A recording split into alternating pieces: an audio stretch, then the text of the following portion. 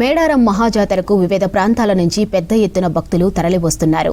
భక్తులకు ఎలాంటి ఇబ్బందులు తలెత్తకుండా వరంగల్ కేయూకు చెందిన 400 మంది ఎన్ఎస్ఎస్ స్టూడెంట్ మేడారం వచ్చారు. జంపన్నవాగు, సమ్మక్క సారలమ్మ గద్దెల దగ్గర భక్తులకు చేయూతనందిస్తున్నారు. మేడారం పరిసరాలు క్లీనింగ్ గా ఉంచేందుకు చెత్తా చెదారం, ప్లాస్టిక్ వ్యర్థాలను తొలగిస్తున్నారు. మేడారంలో ఎన్ఎస్ఎస్ స్టూడెంట్ సేవలపై మరిన్ని వివరాలు అశోక్ అందిస్తారు. వనదేవతలను దర్శనం చేసుకునేందుకు వచ్చే భక్తులకు సేవలు అందించేందుకు కాకతీయ విశ్వవిద్యాలయానికి చెందిన ఎన్ఎస్ఎస్ విద్యార్థులు కూడా మేము సైతం అంటూ వచ్చారు. కాకతీయ విశ్వవిద్యాలయం నుంచి 400 మంది విద్యార్థులు వివిధ సేవల్లో నిమగ్నమయ్యారు. ఏం చేయబోతున్నారో తెలుసుకునే ప్రయత్నంతో మనతో మాట్లాడడానికి కాకతీయ విశ్వవిద్యాలయం programme officer Eshwar Narayana sir, చెప్పండి, ఈ 400 మంది విద్యార్థులు ఏం కార్యక్రమాలు చెప్తారు? ముందుగా మేడారం వచ్చేటువంటి భక్తులందరికీ కూడా మేడారం సమ్మక్క సారలమ్మ జాతర సందర్భంగా అందరికీ శుభాకాంక్షలు తెలియజేస్తూ ఇదొక మంచి కార్యక్రమం. నాట్ మీ బట్ యూ అనేటువంటి మోటోతో ఉన్నటువంటి ఎన్ఎస్ఎస్ విద్యార్థులు కాకతీయ యూనివర్సిటీ నుంచి ప్రతి 2 నెలలకు ఒకసారి జరిగేటువంటి మహాజాతరకు 400 మంది ఎన్ఎస్ఎస్ విద్యార్థులు అలాంగ్ విత్ ప్రోగ్రామ్ ఆఫీసర్స్, తర్వాత ఎన్ఎస్ఎస్ కోఆర్డినేటర్ ప్రతి జాతరకి మేము ఇక్కడికి రావడం జరుగుతూ ఉంది.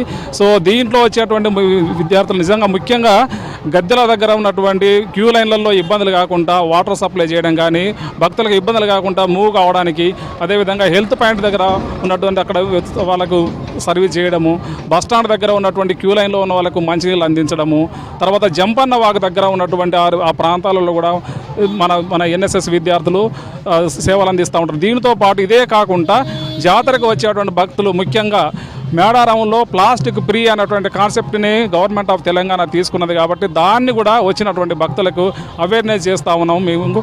సో ఇది నేను యాజ్ ఏ ఎన్ఎస్ఎస్ కోఆర్డినేటర్గా నేను 3 జాతరలు చేయడం జరిగింది. 2022, 2024, ఇది 2026.